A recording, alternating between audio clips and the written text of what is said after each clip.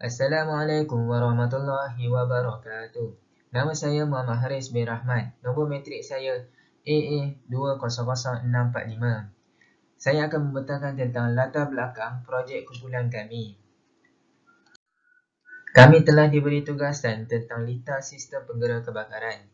Sistem penggera kebakaran ialah suatu pemasangan yang boleh memberi amaran kepada orang ramai mengenai sebarang kebakaran. Sistem ini amat penting kepada masyarakat sekarang kerana perkembangan dunia teknologi sekarang semakin pesat. Kebarangkalian untuk berlaku litar pintas atau rentetan elektrik itu sangat tinggi jika kita tidak berhati-hati. Terdapat langkah berjaga-jaga yang boleh kita lakukan.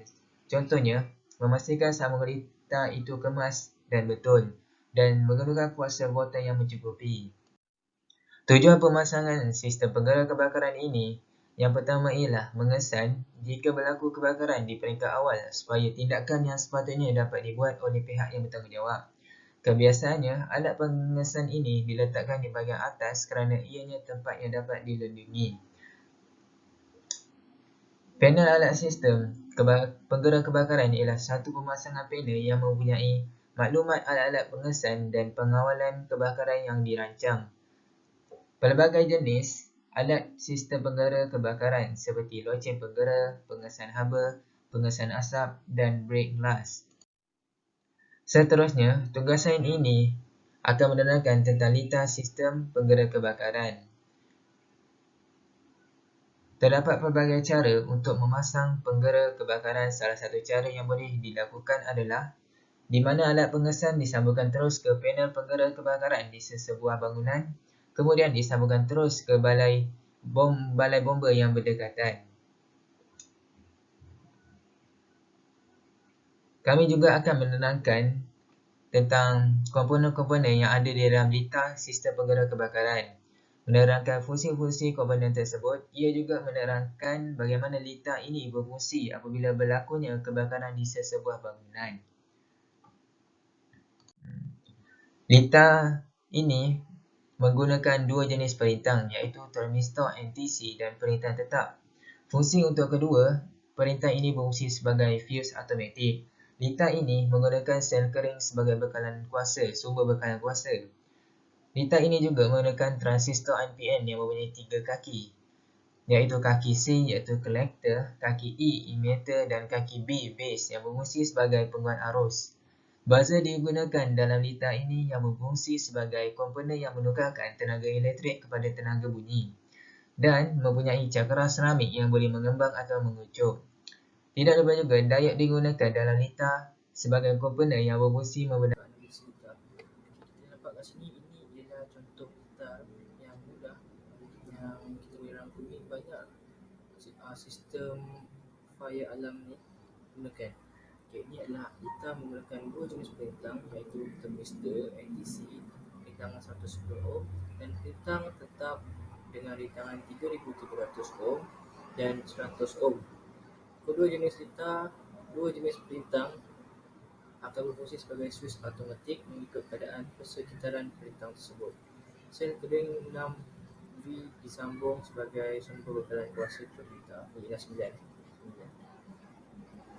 Jadi, termistor NTC berfungsi dengan cara bila berada dalam suhu yang rendah, suhu bilik, rintangan termistor adalah tinggi dan akan jadi sebaliknya apabila berada di dalam keadaan yang bersuhu tinggi, rintangan akan berkurang. Jadi pada masa ini buzzer tidak akan berfungsi sebab arus ini tak dapat mengalir secara lengkap dan litar tidak lengkap bagi litar yang ini. Dia cuma sampai kat sini je. Arus ni kat sini daripada C pergi ke E kan, tapi sebabkan B ni tak ada elektrik, dia tak dapat mengalihkan arus elektrik. So seterusnya kat sini nampak ialah ni.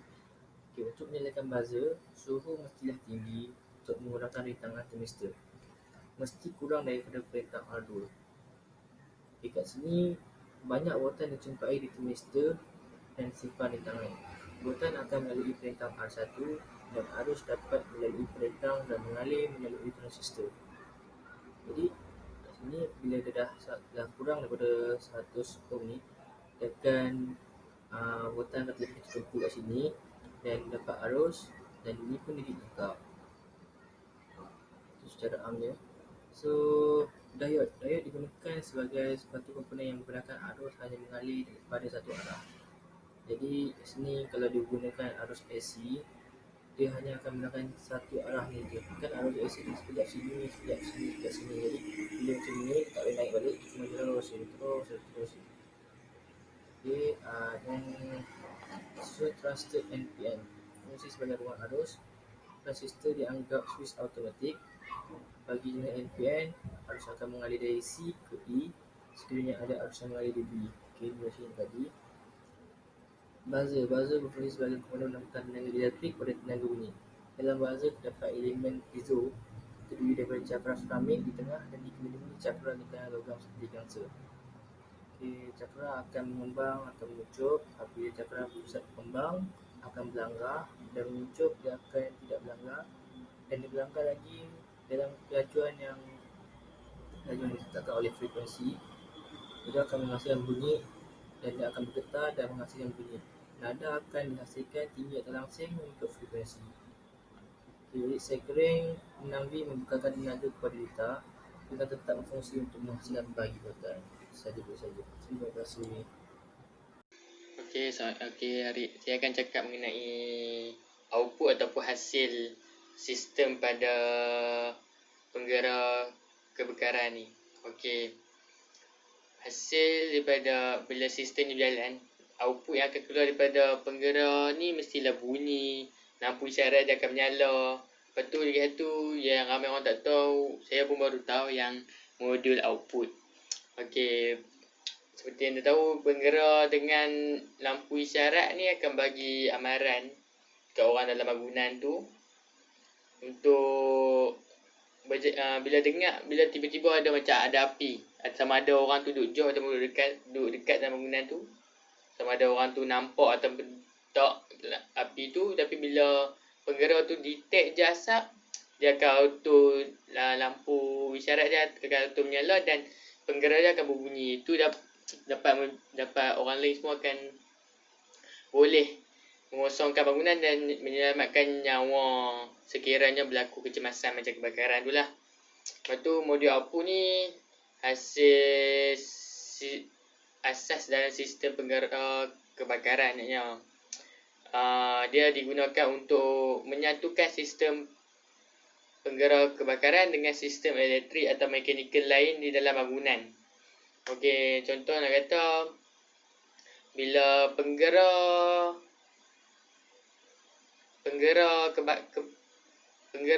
kebakaran tu dia dapat detect, modul output dalam penggera tu sendiri akan mengawal sistem lain bila dia dapat detect kebakaran berlaku lah.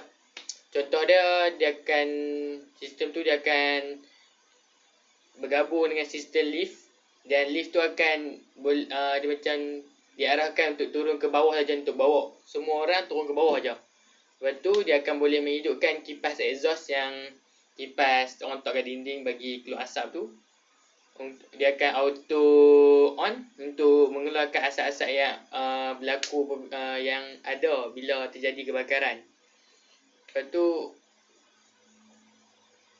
macam sama juga macam pipe air yang di atas ceiling tu kan.